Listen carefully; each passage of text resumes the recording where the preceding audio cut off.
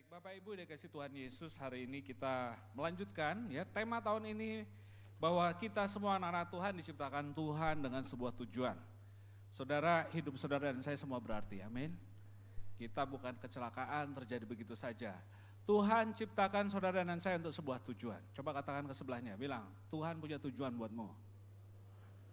Amin.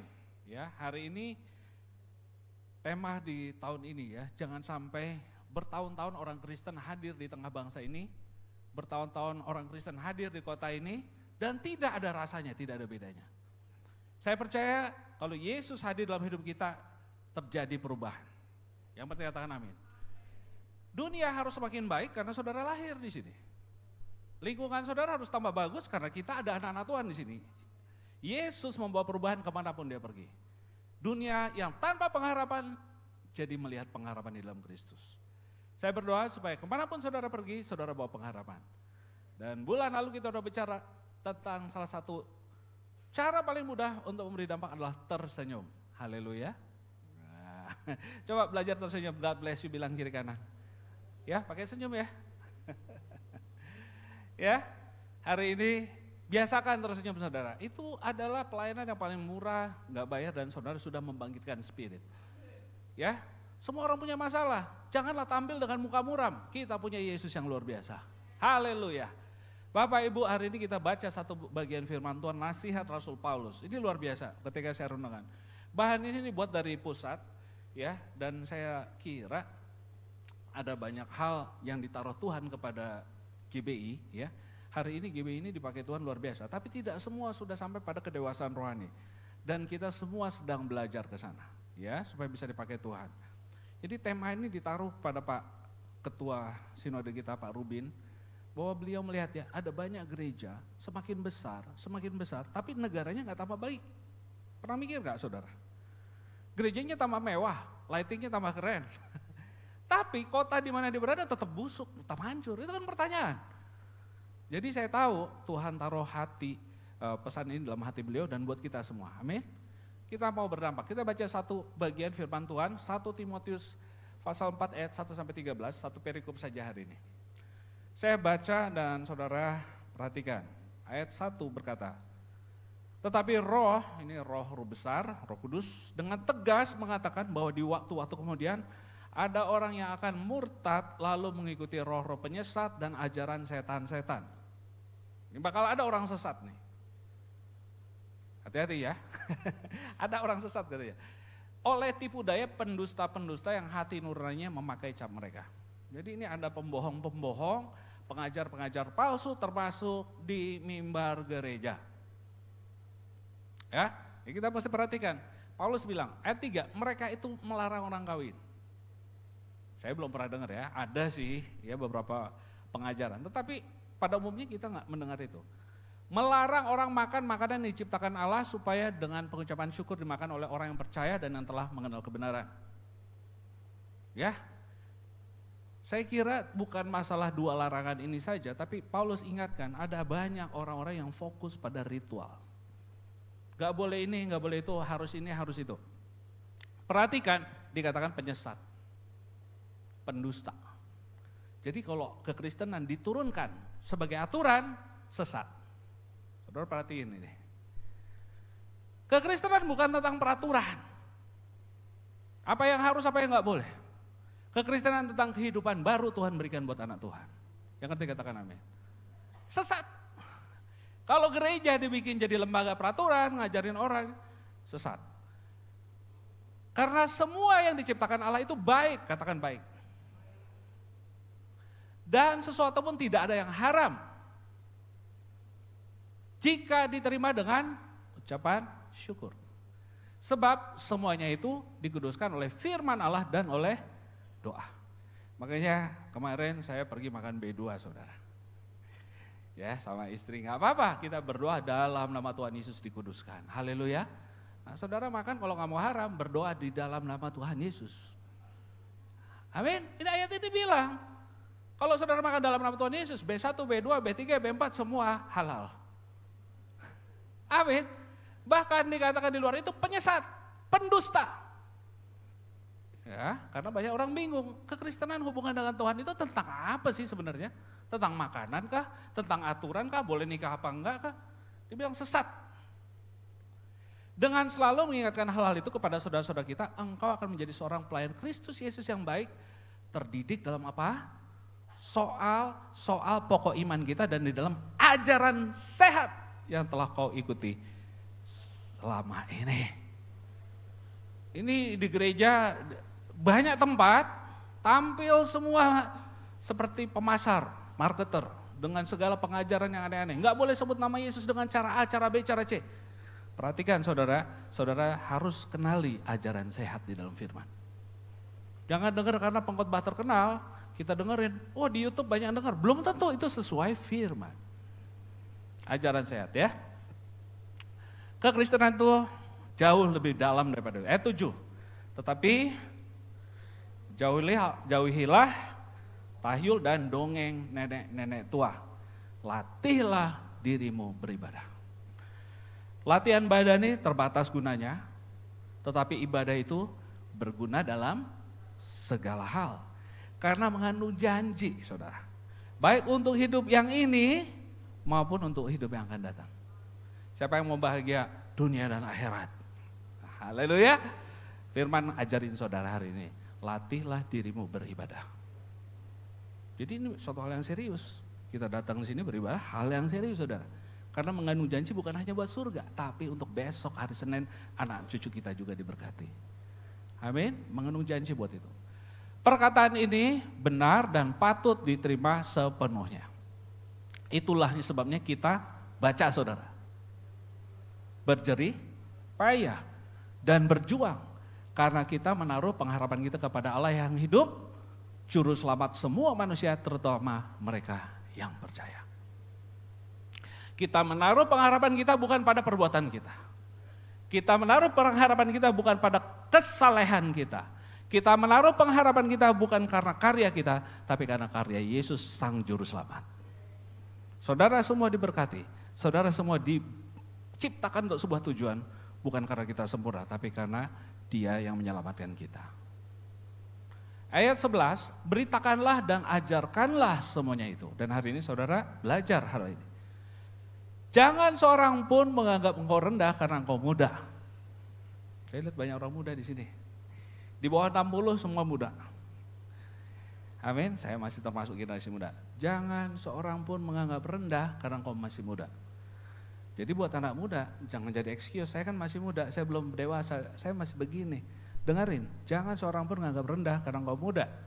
Tetapi jadilah teladan bagi orang-orang percaya dalam perkataanmu, dalam tingkah lakumu, dalam kasihmu, dalam kesetiaanmu, dan dalam kesucianmu. Dunia ini hancur saudara. Lihat di sosmed, anak-anak muda udah jauh dari perkataan yang memuliakan Tuhan. Anak-anak muda tingkah lakunya memalukan. Bahkan bangga kalau dia populer dengan cara apapun. Tapi anak-anak Tuhan gak begitu, amin. Jadi teladan, dalam kasih. Hari ini semua orang egois. Bukan haknya aja diambil, boro-boro mikirin orang lain. Tapi anak-anak Tuhan di tempat ini semua penuh kasih Tuhan. Amin, penuh murah.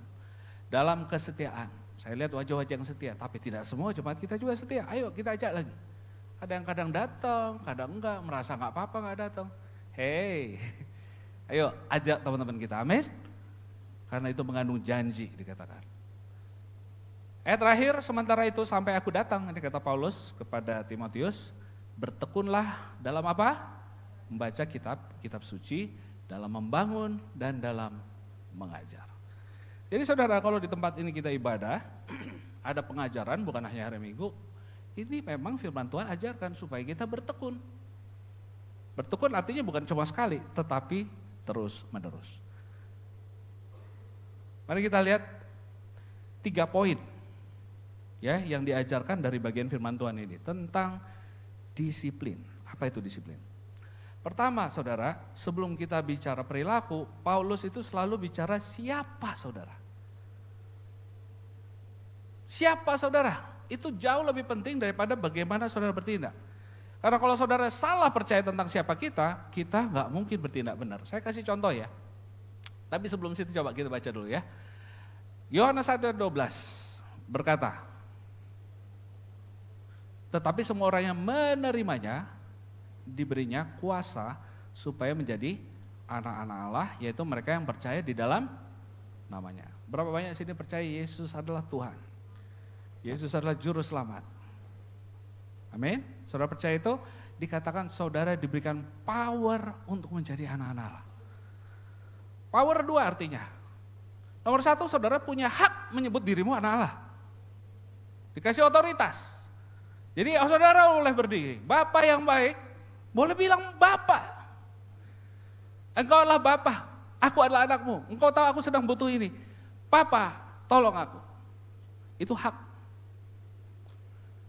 Tapi yang kedua, saudara bukan hanya dikasih hak. Power itu diberikan kekuatan.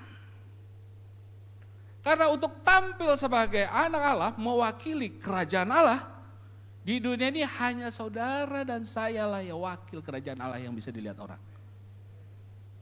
Hanya kita yang dilihat dunia ini. Hanya kita. Jadi perlu kekuatan, power untuk bisa tampil sebagai anak Allah. Dan semua yang percaya Yesus diberikan power itu. Katakan amin.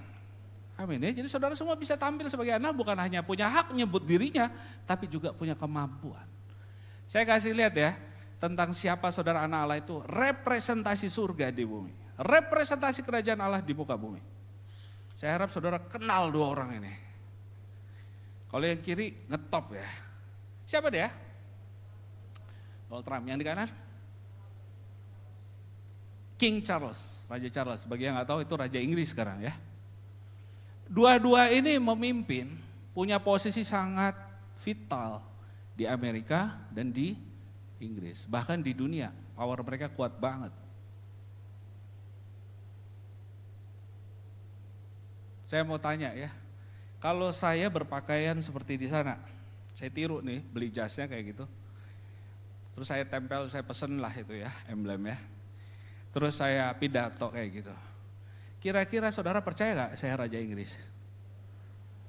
Sah gak saya niru-niru dia? Kalau ini di voting, dipilih rakyat.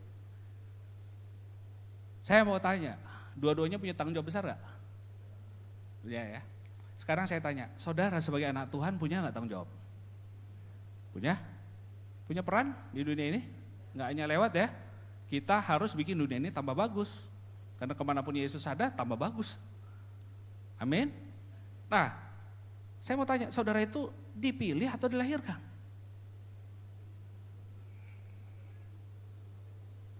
Dua-duanya saudara, kasih tepuk tangan buat Tuhan Yesus. Efesus 1:4 bilang, sebelum dunia dijadikan saudara sudah dipilih. Untuk kudus tak bercacat di hadapannya. Aku orang pilihan Tuhan, coba bilang, saya orang pilihan Tuhan. Bukan pilihan Pak RT, bukan pilihan tetanggaku. Ya, kemarin waktu pilkada segala macam ya, rame kampanye. Saudara gak perlu kampanye, Tuhan sudah pilih saudara. Untuk jadi wakilnya di bumi ini.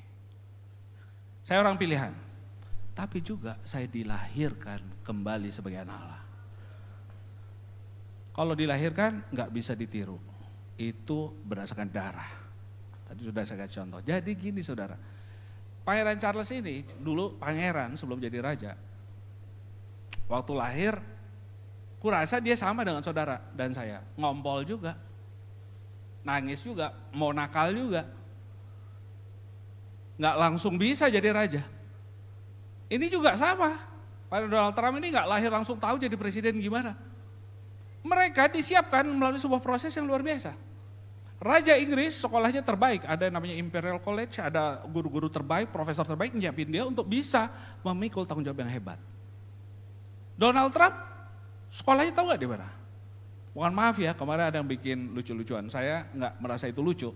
Tapi ada yang membandingkan dia dengan pemimpin-pemimpin negeri ini yang kadang-kadang sekolah pun enggak.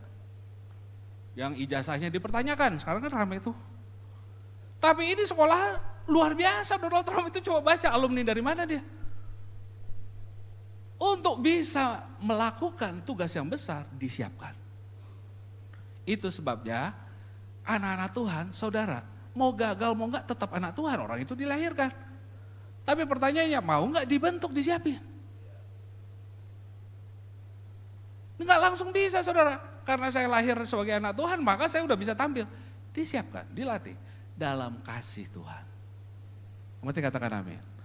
Gagal pun tetap raja dia, saudara. Tapi untuk berhasil, dia perlu terbuka. Bilang, saya percaya saya punya tanggung jawab besar, saya disiapkan, dan saya mau belajar. Itu modal anak-anak Tuhan, kalau mau negeri ini tambah baik, kita semua harus mau dibentuk. Amin. Nah, sekarang kita lihat ya, self-discipline ini bicara orang pikir militer. Bukan, akar katanya disiplina itu instruction and training. Mau membuka telinga dan belajar terhadap instruksi, terhadap training.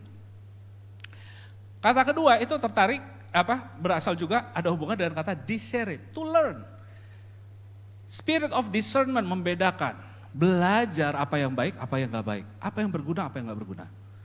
Tadi katakan soal makanan banyak orang gak tahu, dipikir wah ini akan celaka, gue salah makan, gue masuk ke tempat yang salah, gue dikutuk segala macam.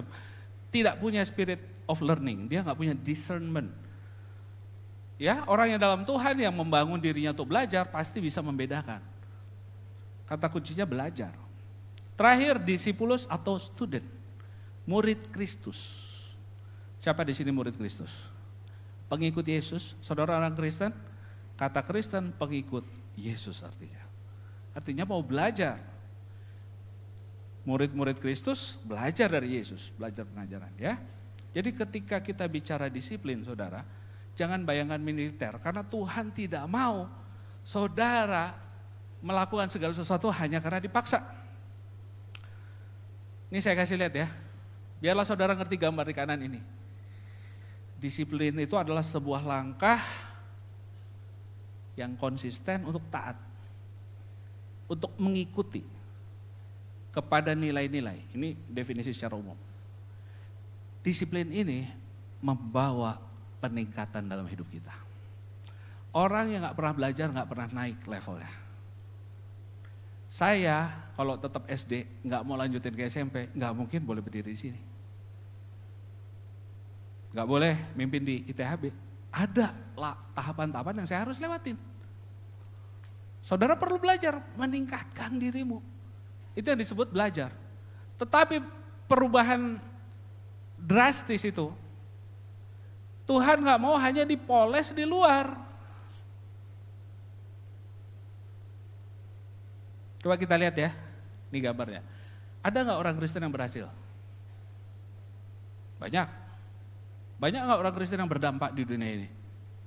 Banyak sekali saudara. Saudara belajar sejarah, dunia ini diubah oleh orang-orang yang sungguh-sungguh dalam Tuhan. Amerika itu bisa maju karena punya nilai-nilai namanya orang-orang yang Puritan, sangat percaya firman. Semua bekerja itu ibadah buat Tuhan. Itu awalnya, sekarang aja agak-agak kacau. Tapi mereka percaya yang membangun negara itu in God we trust. Di mata uangnya masih ada itu. Jadi ada gak orang Kristen sebaliknya yang jadi masalah? Ada gak orang Kristen yang bikin malu? Ada gak? Masuk sosmed terus jadi berita ada? Ada ya, korupsi segala macam. Saya nggak yakin dia Kristen betulan. Saya nggak yakin dia lahir baru. Tapi kalau kita lihat nasib orang, destiny ya. Kok ada orang yang akhirnya maju, tapi ada juga yang jadi masalah di mana-mana. Saya kalau di ITHB saya kasih gambar ini selalu, saya ajarin. Ini sangat erat hubungannya sama karakter seseorang. Ini kalau Pak Tarik selalu cerita Yusuf itu karakternya luar biasa, bisa dipercaya, bisa diandelin, apa yang dikasih beres, bosnya nggak usah mikir, tinggal makan doang. Ini orang karakternya luar biasa dan itu karakter itu membuka pintu-pintu dia sampai bisa ke istana. Karakter ini dibentuk oleh kebiasaanmu.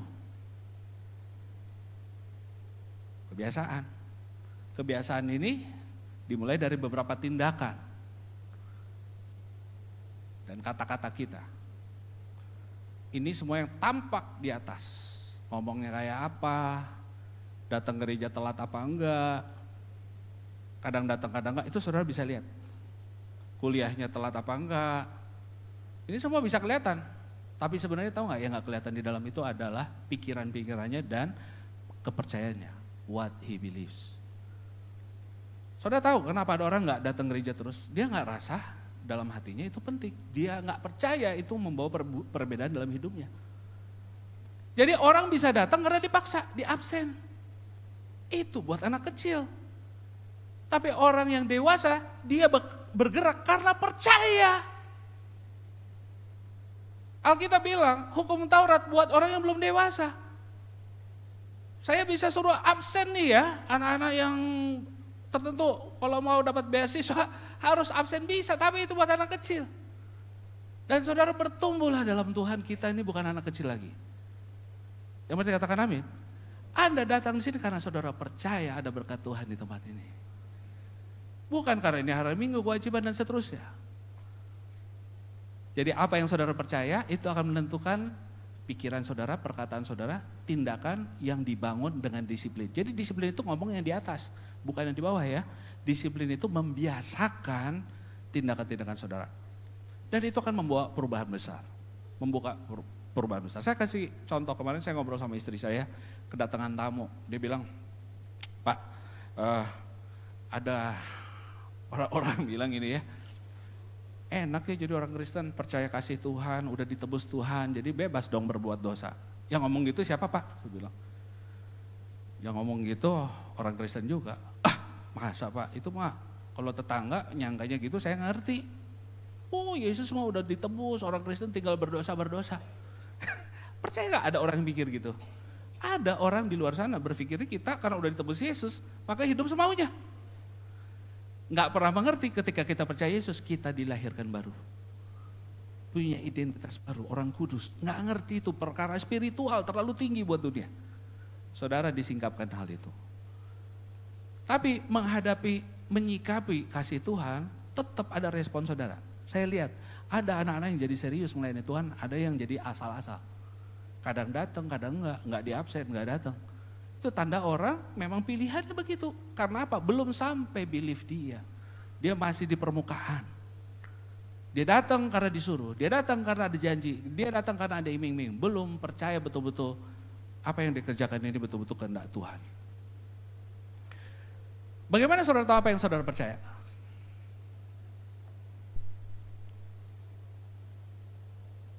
Saya ajak ya. Saudara tahu saudara apa yang saudara percaya adalah ketika saudara melakukan sesuatu tanpa ada orang lihat. Itu yang saudara percaya. Itu yang saudara percaya. Waktu papamu gak lihat, mamamu gak lihat, engkau bikin apa, itu yang engkau percaya. Jadi saya ngajak nih, kalau betul percaya Yesus, cukup bagi kita. Saudara gak akan aneh-aneh dalam hidup ini. Karena engkau percaya, walaupun keadaanmu terjepit, engkau bisa menjerit kepada Bapa. Kau gak perlu bikin aneh-aneh. Mungkin orang lain nggak tahu, mungkin orang lain nggak ada yang dengar. Tapi siapa engkau? Itu adalah yang kita percaya adalah kelihatan waktu orang lain nggak lihat. Saya bersyukur banget ya, dulu waktu kuliah saya ngomong sama anak-anak saya ini, ngasih nasihat kemarin. Tahu nggak? Kemarin saya agak jengkel. Anak saya kuliah di tempat saya terus minta catatan. Saya bilang, Pak, aku mau interview. Tapi udah agak lupa pelajarannya. Kan kamu udah lulus pelajaran papi, udah dikasih bahannya. Iya hilang papi, semuanya hilang filenya. Saya marah besar. Kamu harus tahu kasih karunia Tuhan buatmu. Kesempatan emas kau lewatin gitu aja. Memang sikap manusia gak bisa dipaksa. Tuhan kasih kebebasan saudara pilih. Ada yang dikasih Tuhan menghargai, ada yang merasa itu, wah berarti gue bebas. Dan orang-orang kayak gitu gak ada bedanya sama orang-orang agamawi, yang agama apapun ya, termasuk agama Kristen, agama non-Kristen yang percaya kalau Tuhan kasih maka aku bebas, itu orang agamawi. Tapi orang yang bukan agamawi, dia punya spirit Tuhan di dalam hidupnya.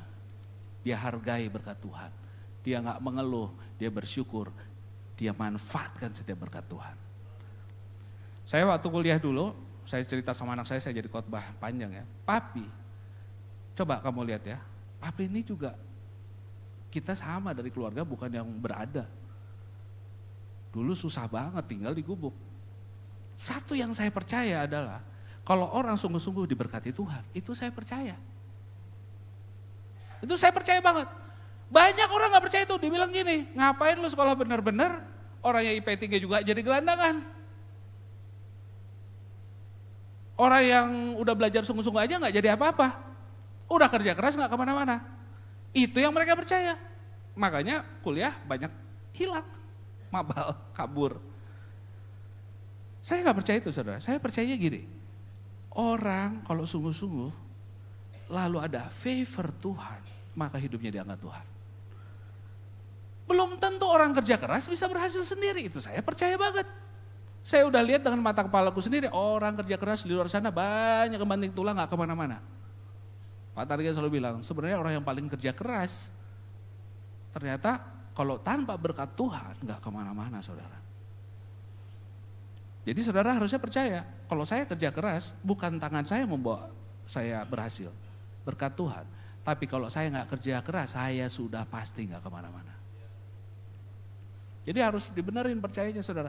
Jangan bilang orang rajin aja gak kemana-mana. Ya apalagi orang malas, jawabnya gitu dong. Haleluya. Amin. Amin. Amin. Jadi percaya yang benar ya.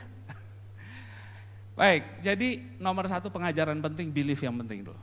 Disiplin dalam pengajaran, jangan masukin semua dari sosmed itu ke dalam kepala saudara. Nasihat orang banyak yang kelihatan bagus tapi sesat. Tugas Timotius dari Paulus adalah meluruskan jemaat, hati-hati di sana tuh pengajaran sesat di mana-mana, soal makan, soal kawin-mawin tadi ya. Hari ini soalnya banyak yang lain. Waduh, saudara, pengajaran-pengajaran dunia ini berseliweran ya, baik secara eksplisit maupun secara halus. Dibilang nggak penting belajar, yang penting kamu kenal siapa. Itu kalau saudara percaya itu, nanti saudara belajarnya asal-asal di sekolah. Saya dulu cerita kemarin ini, saya lanjutin cerita sama anak saya nggak pernah tahu rencana Tuhan ke depan 10 tahun lagi, nggak tahu. Saudara tahu nggak rencana Tuhan persis tahun depan ada di mana? Kan kita ikut aja, betul nggak? Saya ngalir aja sama Tuhan. Tapi apa yang saya percaya saya kerjain. Waktu saya kuliah, papa mama saya nggak pernah nanya, lu kuliah nggak, di absen nggak? Nggak, saya nggak pernah ditanya. Saya bilang saya percaya, kalau saya sungguh-sungguh nanti diberkati Tuhan. Maka lagi liburan pun saya bawa buku teks ke pantai. Itu Los Angeles itu tempat orang main saudara. Tapi saya percaya kalau aku belajar sungguh-sungguh nggak sia-sia. Kalau ditanya ya, semua kepake nggak yang saya pelajari itu? Enggak saudara. Kebanyakan juga saya bingung, ini buat apa saya belajar ini. Tapi saya lewati, ini sebuah proses. Ini sebuah hal yang perlu saya lewati. Saya tekuni. Siapa yang tahu puluhan tahun kemudian, hari ini Pak Randy tahu, saya ngajar master dan semua pelajaran saya masih ingat. Saya bisa cerita sama mahasiswa saya. Anda tahu nggak, saya buang uang orang tua saya jual tanah, supaya saya bisa sekolah ke Amerika, bayar miliaran kalau uang sekarang. Anda bayar 30 juta kuliah, ini jualan dikit ya, master manajemen di sini cuma 30 juta. Saya sekolah 3 miliar. Pakai keringet, pakai capek sampai tipis rambutnya. Dan saya waktu lewat itu saya nggak pernah tahu satu hari Tuhan mau pakai itu.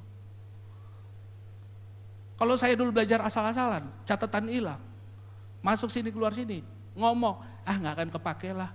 Mana akan terjadi rencana Tuhan lewat hidup saya. So care sama yang saudara percaya. Kalau saudara percaya setiap langkahmu diberkati Tuhan. Tiap langkahku diatur. Oh, jangan cuma nyanyi. Saya lewatin hari ini, ada maksud Tuhan di situ. Nanti saudara lihat, sungguh-sungguh di situ. Haleluya. Nah, saya passionate dalam hal ini karena saya lihat anak-anak muda harus disemangatin. Ya, dikatakan tadi ya, ajaran yang benar ini enggak instan untuk membangun belief saudara. Perlu proses, kalau mau berdampak, saudara harus mengerti soal pokok iman dan ajaran sehat tadi. Artinya belajar firman Tuhan. Belajar firman Tuhan perjanjian lama dan perjanjian baru. Di tempat ini saudara diajarkan kebenaran Tuhan. Saudara tahu nggak, membaca perjanjian lama tanpa disingkapkan, saudara jatuh ke dalam hukum Taurat. Yang berarti katakan amin. Berarti saudara harus tahu membaca perjanjian lama. Di tempat ini diajarkan. Perjanjian baru, saudara harus tahu bedanya dengan perjanjian lama. Ini kasih karunia, itu hukum Taurat. Alkitab ajaran apa? Hukum Taurat perlu nggak? Perlu. Untuk siapa? Untuk orang Israel yang belum dewasa, yang belum akil balik. Tapi setelah Yesus datang, kita semua diberikan roh yang baru. Sehingga kita bisa hidup melakukan yang Tuhan mau.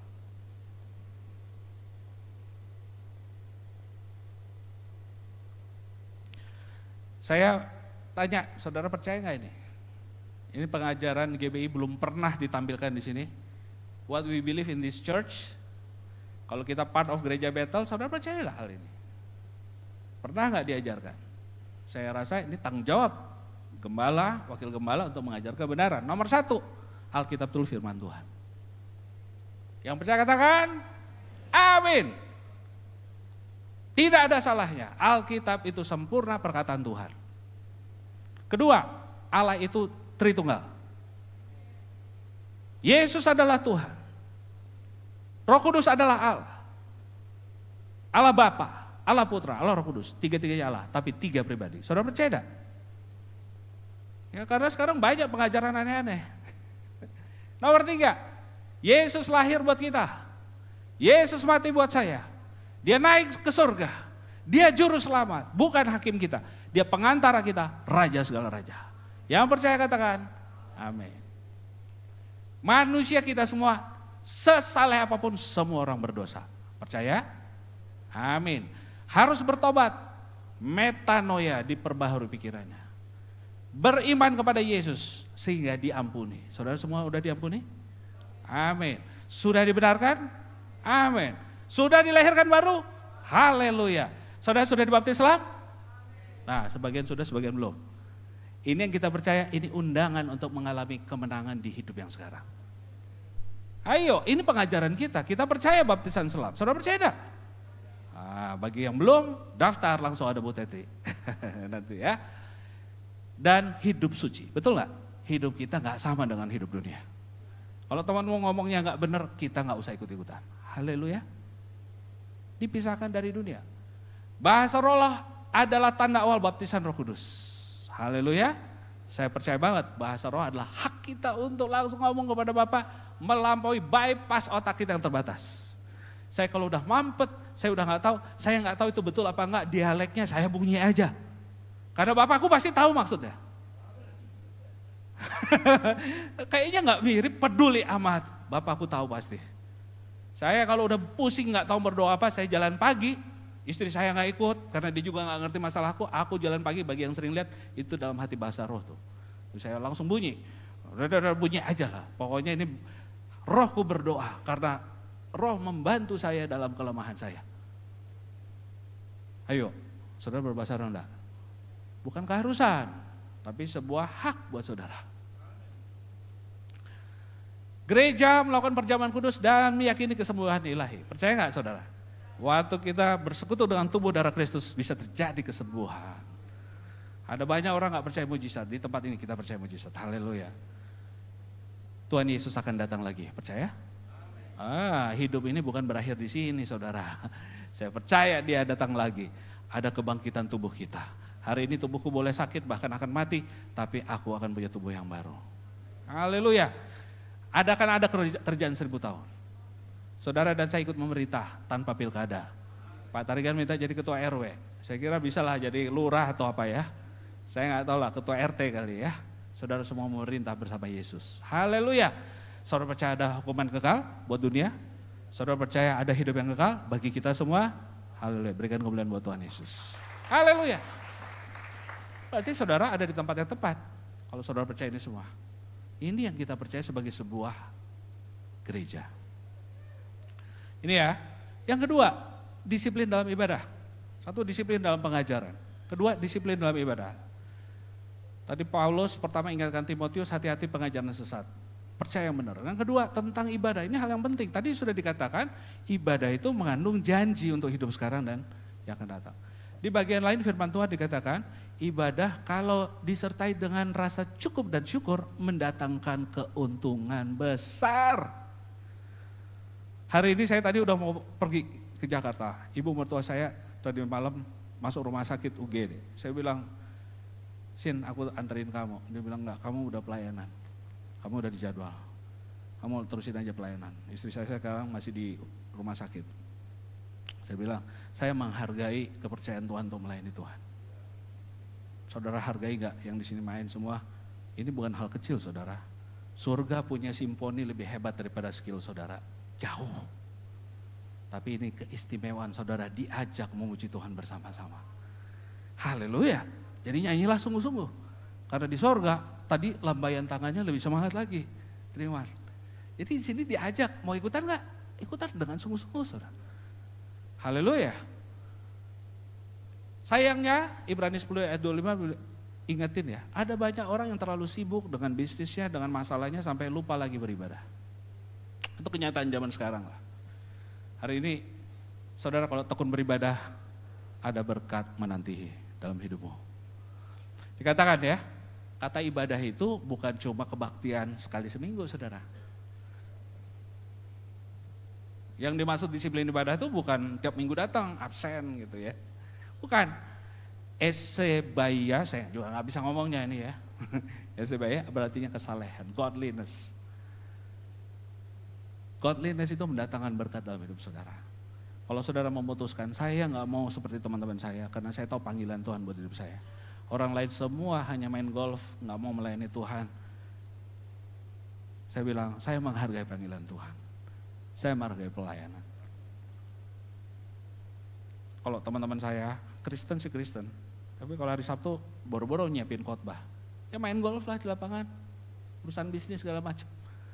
Tapi saya tahu panggilan Tuhan jauh lebih tinggi daripada sekedar apa yang saya lihat hari ini. Ayo saudara, ibadah itu bukan kesempatan berbakti aja, tapi setiap bagian hidupmu. Kuliahmu itu ibadahmu. Kalau engkau kerja sungguh-sungguh, jadi teladan, prestasi di kantor. Jangan jadi masalah di kantor. Apalagi nipu sana, nipu sini. Jangan, saudara diciptakan Tuhan untuk jadi berkat. Ya, kata asli ibadah dalam bahasa Ibrani itu avodah. Tahu artinya avodah? Zaman sekarang terjemahannya apa? Avodah artinya work, bekerja. Jadi kalau saudara dengar istilah pekerjaan adalah ibadah, itu bukan dari iman sebelah. Pekerjaan adalah ibadah sering dikumandangkan di sebelah, tapi sebenarnya itu mulai dari kitab Kejadian. Kitab Kejadian bilang ibadah itu adalah pekerjaan. Jadi pekerjaan kita adalah ibadah kita. Melayani bukan hanya di gereja. Amin. Nah, terakhir saudara, ini keteladanan ya. Tadi hari ini simple. Satu tadi percaya yang benar. Jaga ajaranmu, baca firman Tuhan. Jangan isi dengan filsafat dunia. Kedua, disiplin dalam hal ibadah. Datang setiap ibadah. Tampil di dunia. Bertanggung jawab. Nah yang ketiga, dalam keteladanan. Tadi pesan itu dikatakan sejak muda. Ini buat orang tua dan calon orang tua atau yang orang tuanya anak masih kecil. Ini kesempatan emas membentuk disiplin bagi anakmu. Saya ngobrol sama istri saya. Biasanya yang terjadi gini ya. Kalau orang tua kita keras, kita jadi lembek sama anak kita. Karena saya ingat kerasnya dulu gak enak. Saya mau kasih tahu, tidak semua kekerasan itu salah. Ketegasan ya, saya bukan bilang keras, abuse. Tapi ketegasan itu kadang-kadang gak enak. Dan bisa kompensasi kita memanjakan anak dan itu mencelakakan dia. Saya mau ingetin aja, orang tua yang manjain anak sedang mencelakakan anaknya. Dia akan jadi anak ayam, gak bisa terbang kuat, gak bisa terbang tinggi seperti Raja Wali, tinggal nyanyi aja di gereja.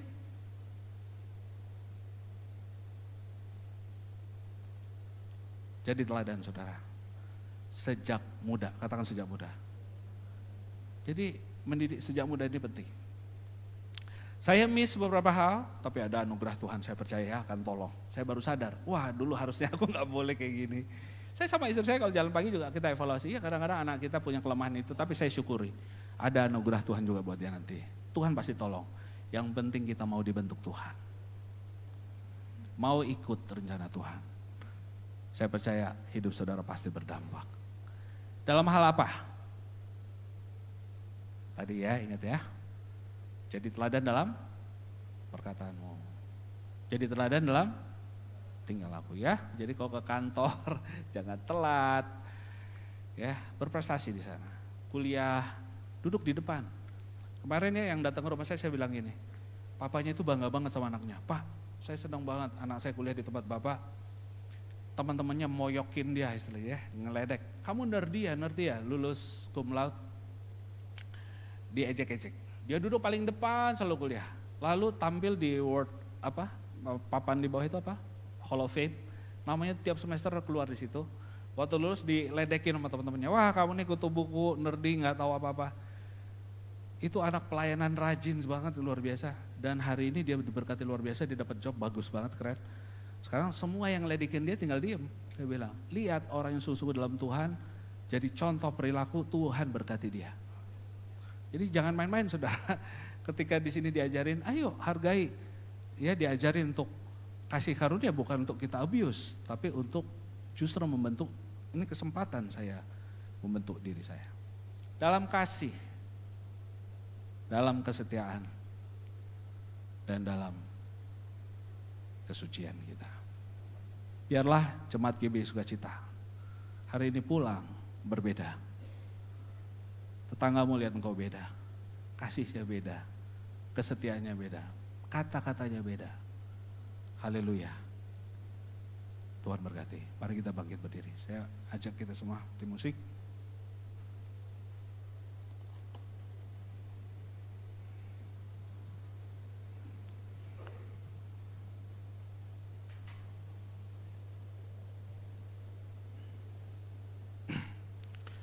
Kita nyanyikan sebuah lagu yang saya kira kita semua tahu bahwa Tuhan ciptakan kita dengan segala talenta, dengan segala kesempatan yang Tuhan berikan karena Tuhan mau pakai hidup saudara dan saya.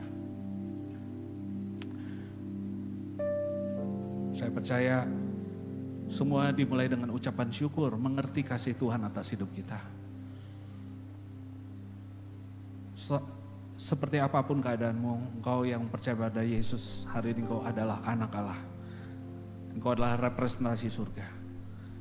Dan kita semua sedang dalam proses disempurnakan menjadi seperti Yesus. Hari demi hari.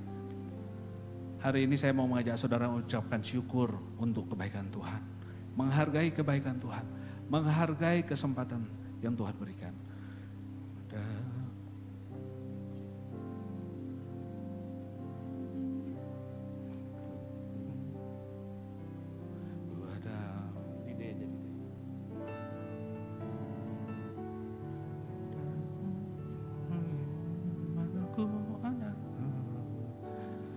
Ku ada sebagai mana ku ada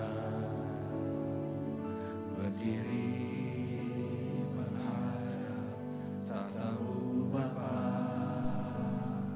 semua karena anugerah-Mu yang telah selamatkanku.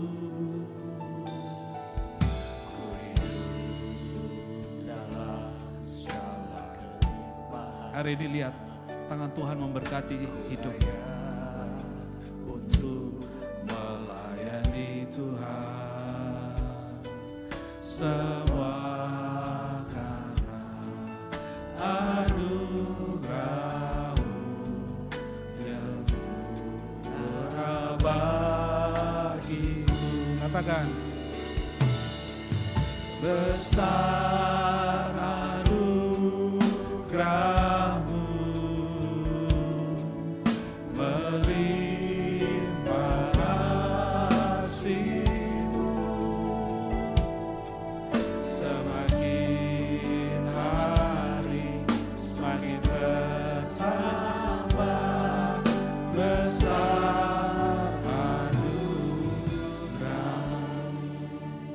kalau saudara mau dipakai Tuhan, kalau saudara mau dan saudara percaya bahwa hidupmu akan berdampak, saudara angkat tangan sama-sama kita berdoa. Tuhan Yesus, kami tidak mampu tapi Engkau mampu. Dan kami tahu Engkau adalah Tuhan, Engkau adalah Juru Selamat yang mengangkat hidup kami dari kehidupan berdosa. Kami sudah dibenarkan, kami sudah dilahirkan kembali. Kami adalah orang-orang dipilih Tuhan untuk menjadi anak-anak Tuhan. Terima kasih karena keistimewaan yang Kau berikan Tuhan. Bukan karena kebaikan kami, tapi karena karya-Mu yang sempurna. Terima kasih Tuhan Yesus. Apapun kelemahan kami tahu Tuhan mampukan kami. Untuk menjadi terang, untuk membuat lingkungan kami menjadi baik. Orang boleh melihat Kristus dalam perkataan kami, dalam tingkah laku kami, dalam kasih kami, dalam kesucian kami, dalam kesetiaan kami Tuhan Yesus. Berkati setiap anak-anak Tuhan tempat ini. Berkati tangan mereka, berkati mulut mereka, urapi kami semua Tuhan. Kami mau memuliakan Tuhan dalam setiap hidup kami. Haleluya Tuhan. Terima kasih Tuhan Yesus. Terima kasih Tuhan Yesus. Katakan sekali. Ada sebagai padaku ada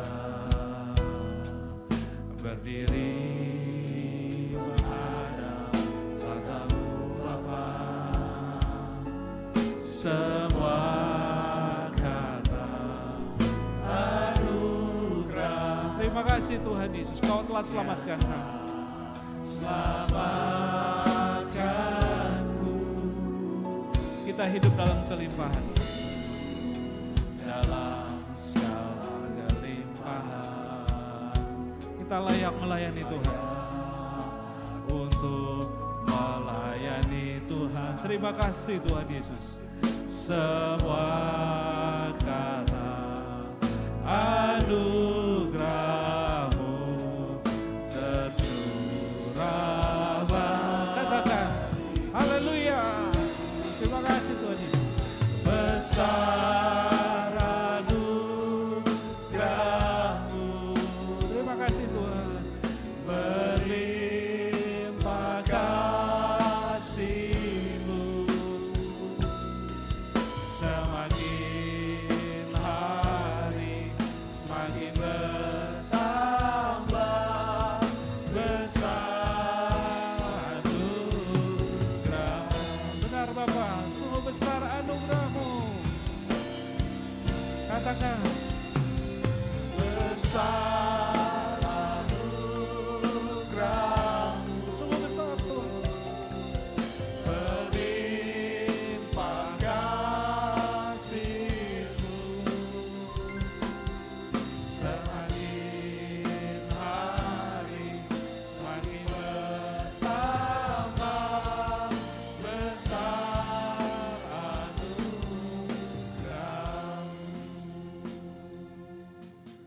Terima kasih Tuhan Yesus, Kau berikan hidup-Mu, Kau berikan tubuh-Mu buat kami, Kau berikan darah-Mu buat kami. Jemaat Tuhan, marilah kita masuk ke dalam perjamuan kudus. Kalau engkau belum mendapatkan roti dan anggur, engkau boleh mengambil. Tapi kalau semua sudah mendapatkannya, mari kita angkat roti di tangan kita. Terima kasih Tuhan Yesus, kami percaya Engkau datang buat kami. Engkau roti hidup, Engkau mana dari surga. Setiap orang yang memakan di tubuh-Mu tidak akan lapar lagi. Kami tidak akan haus lagi. Kami puas di dalam Tuhan. Dan kami percaya oleh bilur-bilur-Mu kami semua disembuhkan. Hari ini terima kesembuhan ilahi. Kami percaya ada mujizat di tempat ini. Sakit penyakit kami diangkat. Haleluya. Kami percaya ada kuasa di dalam tubuh Kristus. Terima kasih. Kalau engkau percaya, terimalah roti yang mengingatkan kita akan tubuhnya yang diserahkan buat kita semua. Di dalam nama Tuhan Yesus, makanlah dengan ucapan syukur.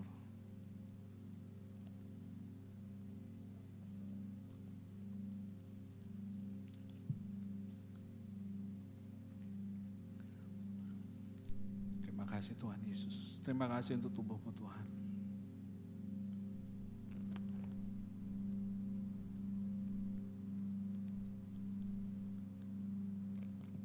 Saudara angkat anggur yang di tanganmu. Anggur ini mengingatkan akan darah Kristus yang dicurahkan, menyucikan segala dosa kita. Engkau telah disucikan, kudus tak bercacat di hadapannya. Engkau telah dipilih sebelum dunia dijadikan, untuk dijadikan anak-anaknya yang terkasih. Terima kasih Tuhan Yesus, oleh darah-Mu kami semua disucikan. Kami minum darah ini tanda kami percaya, kami minum anggur ini tanda kami percaya bahwa darah Kristus telah dicurahkan 2000 tahun yang lalu di atas Golgota untuk menyucikan setiap dosa kami. Yang dulu, yang sekarang, yang akan datang semua sudah dibersihkan. Dosa kami yang merah seperti kirmisi kami telah disucikan putih seperti salju. Terima kasih Tuhan, kami minum dengan ucapan syukur.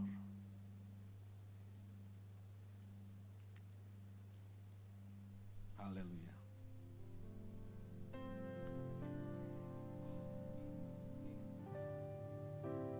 Katakan sekali lagi. Besar anugerah-Mu, melimpah kasih-Mu, semakin hari semakin bertambah. Besar anugerah-Mu. Katakan sekali lagi, besar anugerah-Mu. Besar anugerah-Mu. Benar Tuhan Yesus, terima kasih. Berlimpah kasih-Mu, semakin hari semakin bertambah. Besar anugerah-Mu. Katakan semakin hari. Semakin hari semakin bertambah. Besar anugerah-Mu. Haleluya, haleluya, haleluya. Terima kasih Bapa. Terima kasih kami boleh menerima kebenaran firman Tuhan.